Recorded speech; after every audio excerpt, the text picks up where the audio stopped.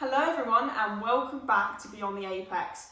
First of all, before we get into anything, can we just mention this is our 50th episode? Insane. I mean, who would have predicted this at the start? Honestly, we sat in my little uni accommodation kitchen. Yeah. Filming podcasts. We were absolutely crap at it because we were horrific. Didn't know what was going on. No chemistry, just no waffle. We were just like we were robots. Here we go. Yeah, but this is it. And then now we've got like the whole setup, the background. Yeah. So here we are, and also we're just going to keep going. I mean, next season we've got Formula 1 and Formula E again. Yeah, and we've got like IndyCar specials after this. We're obviously going to BTCC ones. It's going to be good. Yeah. And exciting times. So obviously, I hadn't even said what this podcast is. Obviously, this is our 50th episode, so this is a Formula E special. It's a season 10 roundup. Water season it's been. I mean, Gen 3, it really does not disappoint at this point, does it? We started off in Mexico in January, and then we ended in July in London. 16 rounds. Incredible racing. I mean, I don't know how many winners. I think it was 8 winners, 9 winners, which was insane. Just going into weekends, just never knowing who's going to win, who's going to come out on top. And we saw some insanely good races. I mean, Misano was brilliant. Some of the season finales, obviously round 16, was amazing. And obviously the championship went down to the wire. I mean, it was decided on the last few laps of the last race. And obviously Pascal Wehrlein is our season 10 champion. To her disgust. Yeah. And then obviously Jaguar are the constructors champions as a season 10. So it's been an interesting season. But obviously we'll talk about silly season first. Obviously we are in full swing of silly season. I've just literally said to Sam, I got the graphic up from Formula E, and 1, 2, 3, 4 teams. Only 4 teams have got a full confirmed driver lineup. And that is Mahindra, Andretti, Jag and Maserati. And obviously Jag are the only ones who are keeping it same, right? Yes, absolutely. Which we said in the last podcast as well. Will that have an effect? Absolutely will have an effect, I think. I think obviously Jag are going to go into season 11 being favourites. I think there's no doubt about that. Obviously, really, really strong driver lineup there. Whatever happens in the driver market, I think they're going to have the strongest driver lineup. And obviously, keeping them on as well, everyone's going to know everyone. It's going to be just all stations to go for the start of the season. Yeah, agreed. And as long as pre-season testing goes well, make sure that happens. But they should be on for favourites, 100%. Definitely. And we'll talk about obviously silly season and the drivers in that respect. Obviously, we've had kind of 3 things be announced so far since filming this podcast. Nico Müller is to drive for Andretti alongside Jake Dennis. Which is a very good hire, I think. Because obviously Müller, I think, is very underappreciated at Abs. He puts in really good performances sometimes. And I think bringing him to a team like Andretti, who are trying to bounce back from a poor season 10, I think it's a very good sign. Completely agreed on that one. And then obviously Lucas Di Grassi is moving to Lola. Yeah. And obviously Lola cars are coming into season 11. Which is brilliant, by the way. I'm loving an old manufacturer coming in to a new motorsport. It's brilliant. Yeah, it is brilliant. And obviously Sonny Di Grassi is a very good driver, I think. It's a very good decision to make. And then one of the probably most ones that have come out recently is Stoffel Van Dorn and Jake Hughes are confirmed for Maserati season 11. Which is huge, because Maserati, obviously, they had for quite an inconsistent year, but they were there. Yeah. And I think bringing in Jake Hughes, who's had a brilliant season, I think, a very, very just solid season, and Van Dorn, previous champion, incredible, really, really good. It's a brilliant hire. Maserati have come along and been like, McLaren will have yours, and DS will have yours. It's just like they've gone shopping. Yeah, it's just gone, we'll have you, and we'll have you, and then it's stuffed everyone else. Yeah, fully. But I mean, obviously there has been rumours as well. Obviously, I think Taylor Barnard's the heavy rumour to be promoted to a full-time driver at McLaren. His F2 season isn't going the greatest. He's not going to have a chance in F1 or a WEC. So I think this is going to be a great move for him. And obviously he did really well in Berlin. So I think it's going to be a brilliant hire for them. I'm trying to remember if there's any other rumours. Obviously NATO has rumours of going somewhere, but I can't remember where. But it's just the silly season is alive. Yeah, but obviously those are the confirmed ones. And then here we go. This is your expertise. Yeah, so obviously season 11 we've got a new car. We've got the Gen 3 Evo car, which is obviously kind of like the one in between the new Gen 4 car and Gen 3. So we're moving up a level. Obviously it was announced and launched in Monaco.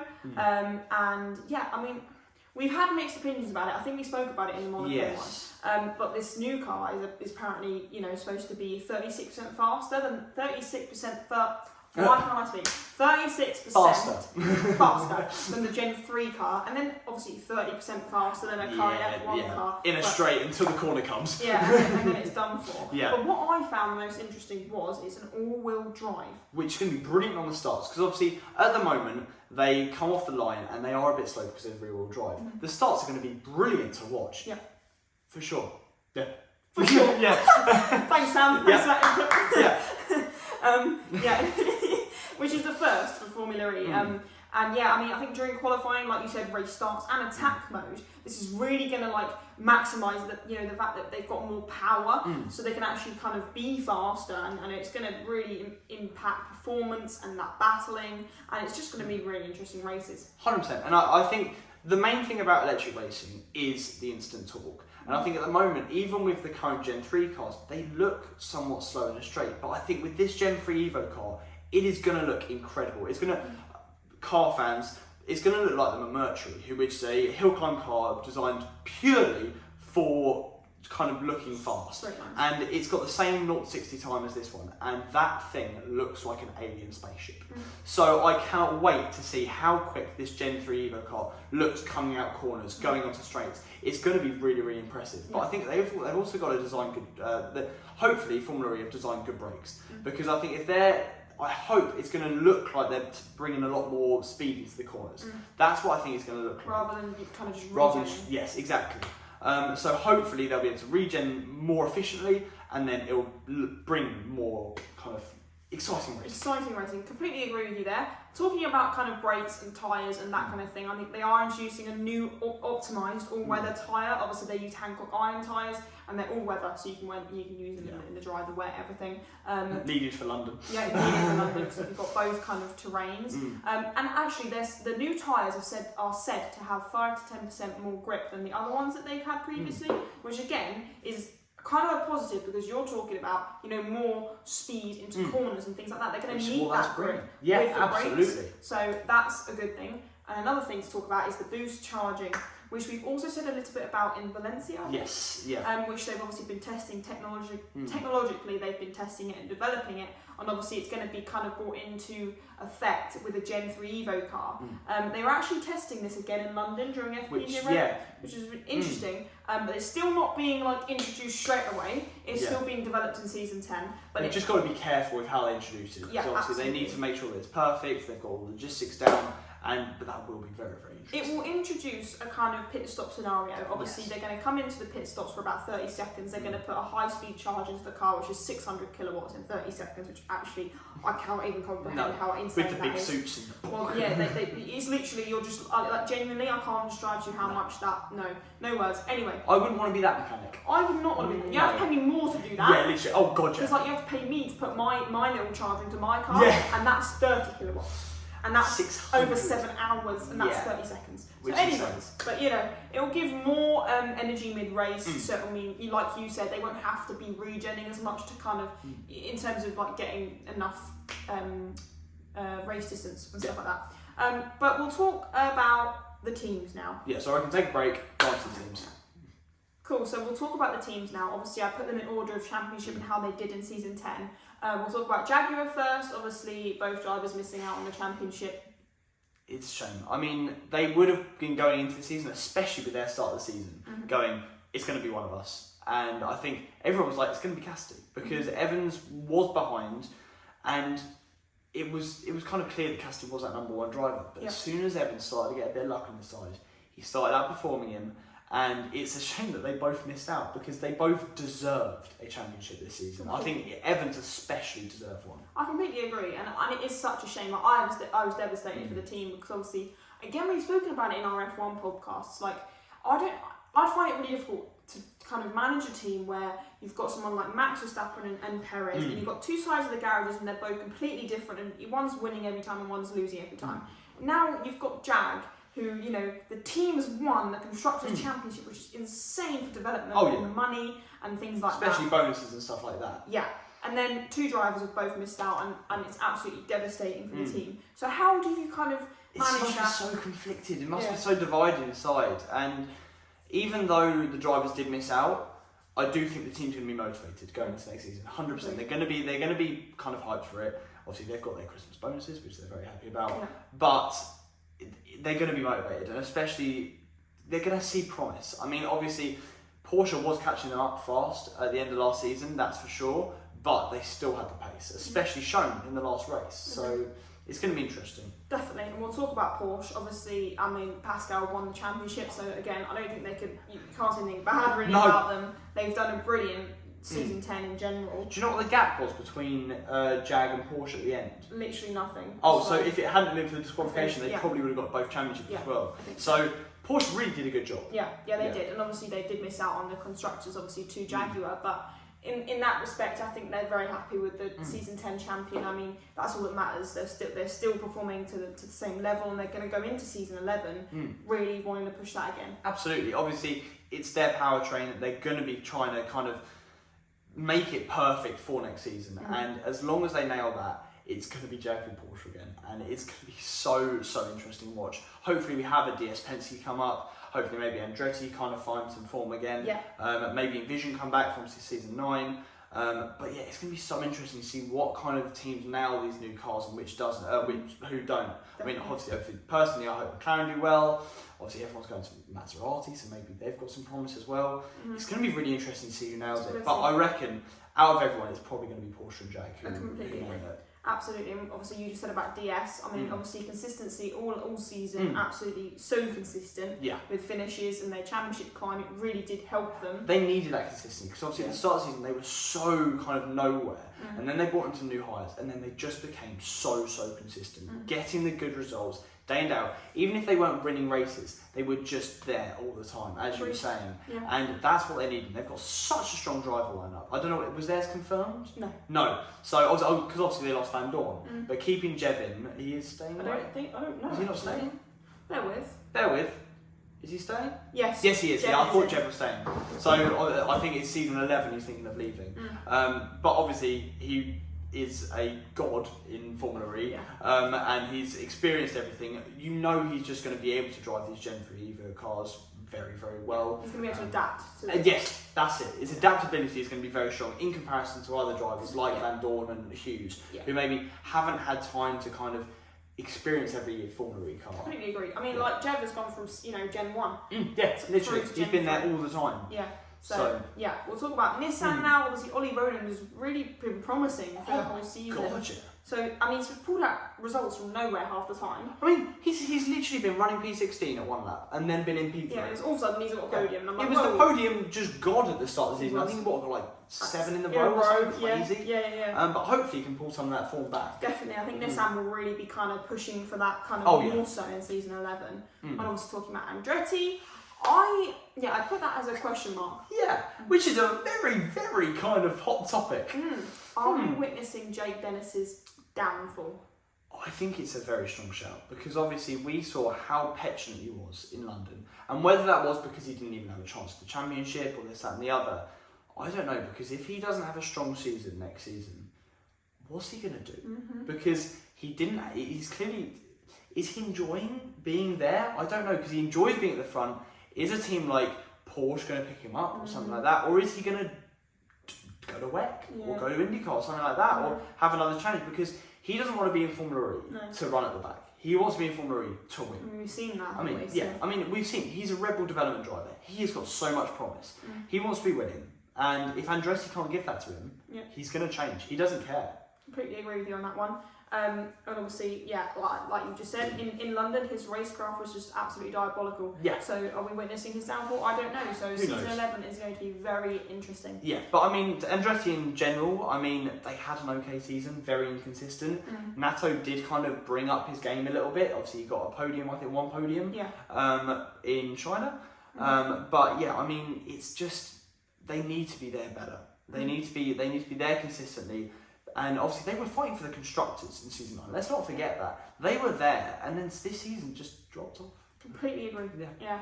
But obviously we'll talk about Envision now. Obviously, who could have predicted going into this season that Friends would be the one outperforming Remy? Yeah, exactly. Like Remy has been really outperformed. And I think we would not have expected that coming from Gwemi. I mean, he's been here a while again. And they just had a bit of an odd season. They did. Especially after coming out of such a high in season 9. Insane. As a team. Yeah. And then obviously losing Cassidy kind of showed the fact that maybe that was really pulling them up. I completely agree. I think Cassidy was the one, because obviously drivers aren't just the people in the person in the car. They bring set of advice. They bring how they would set up things. I think that's the main thing, especially in Formula E in a spec series. You need someone with a great mind like that, and Cassidy clearly has it. Despite my dislike towards him for certain reasons, he is brilliant. He is absolutely brilliant, and clearly was bringing so much to that Envision team that now they are missing, and you can see that so clearly. Yeah, no, I agree. And I just think, they're going to go into season 11 really kind of hoping for a lot more. Yeah. But yeah, season 10, not the best. They walked out of London and thought, what was that? Yeah, fully. But yeah, obviously going on to McLaren. Do you know what? It was a solid season. It was definitely an improvement on season 9, for sure. I mean, obviously, highlights being Bird's win on the final corner, the final lap, which was just incredible. And then obviously Hughes getting his first podium of his career, getting, I don't even know how many pole positions. Like, honestly, the photo of Bird with his one trophy and then Hughes with one trophy and then about 15 pole positions was brilliant. But, I mean, we did okay. And I definitely think we'll be taking this season for sure. Taking it and running into season 11. Yes, which hopefully, do you know what? I think we have a lot of promise for. We're going to be going into season 11, going, do you know what? We've got a good youngster in Taylor Barnard, if we do sign him. We've got a good oldie in Sam Bird, and we've got some promise. Yeah, agreed, absolutely. Yeah. And obviously, talking about Maserati, they've signed 2 incredible drivers. I mean, do you know where Gunther's going? Do you know where the rumour mills? No. No, but losing a driver in Gunther was obviously going to be a hit, but bringing in Hughes and Van Dorn will definitely give them some hope. Absolutely, I definitely think they're going to be up there in season 11. For sure. And I mean, they had so many kind of just inconsistently good performances. I mean, obviously, I go back to Tokyo with Gunther, and Jay Hane got in the points a couple of times, but it was just Gunther always being there, kind of always being near the podium, always being in the run for a win. And with I think just Van Dorn coming to that team will be brilliant. Yeah, no, I agree, absolutely. So Apt obviously losing a lot of their drivers. Yeah. We don't actually know who's confirmed for them yet. They've had an alright season, but obviously Lola now coming in, I think is going to kind of impact that. And I don't know, I think we will actually see their rise. See, I completely disagree. I think bringing some instability in this team with Lola could actually kind of rock the boat a bit. I think they were kind of improving in a steady pace. Obviously, we saw in round 16 they did really, really well. I think with both drivers leaving, with Lola coming in, it's going to rock the boat a bit. And I think they're going to come into it maybe in the latter half of season 11, but I think certainly in the start of season 11, they could be off to a rocky start. I can get behind that. It's going to be difficult to kind of adapt again. Is that word, isn't it? Adapt to the new environment. It's a new car. They're coming in as a new team, and it's just it's going to be difficult. But who knows? Who knows? I think testing will show a lot. 100%. They need to hit it off the run with testing, and that's going to be important for all these teams because we saw with Mahindra last season. Well, this season. Yeah. If you screw up testing, you're going to be off the bat really badly. Agreed. So it's good, and I mean you're going to be there. Hopefully, Valencia is going to be vital. Absolutely, and obviously we'll talk about Mahindra now. Obviously, it wasn't their fault in testing in any way, shape, or form, but obviously they were really impacted. And I think season 10 they've kind of brought it back. They've brought it back as much as they possibly can. 100%. I mean, they really missed out with the technical advantages to testing and getting all that information about software and things like that. And now to bring it and not end last is impressive. Very, very impressive. And obviously they had a brilliant driver in Nick de Vries come in. Wasn't there at the start of the season, but as soon as they started getting back in their groove, so did Nick. Okay. So I think definitely going into next season, as long as they have a good Valencia, fingers crossed, they should hit off with the bat. Completely agree. And obviously, finally, let's talk about ERT. Nowhere. And I said it there. If they keep their current driver lineup, I think they're going to be nowhere again. Yep, I completely agree. I mean, I think if they just keep Tictum, it's not going to be good because I think we were talking about a rocky ship with Lola. It's going to be like the Titanic with Tictum. Titanic Tictum. That's going to be it. And look, even though he has brilliant raw pace, we saw it in F2. He does have the pace. He just brings so much unpredictability and so much petulance. He is there driving for him, not the team. And with a team like ERT, who are at the bottom, let's not lie, they need two drivers that are doing it for the improvement of the team, and they just don't have that in TikTok. Completely agree with you on that one. Yeah. And I think that says it all. And that rounds off season 10. Incredible. Wow. What a year it's been. Oh, yeah. But yeah, hopefully we'll be back. I mean, season 11 actually starts earlier. But yes. Did you know that? I didn't, no. No, you didn't? I didn't, but now I do. Well, there you go. Pre-season testing is at the start of October. And then we start in Mexico before January. Before Christmas. Wow. So we're going to be bringing a pre-Christmas episode. Absolutely. So stay tuned for that, and thank you so much for watching. Yeah, I mean, this is our 50th episode, and here's to 50 more. Absolutely. I mean, it's going to be a lot more difficult in the latter half of 2025, not being at uni anymore, but... Oh, don't tell me that now. That's going to come quickly, Who but knows? we will make it work. We might be sat here in like McLaren gear, and then like, I don't know, whatever gear I'll be in, high tech. Yeah.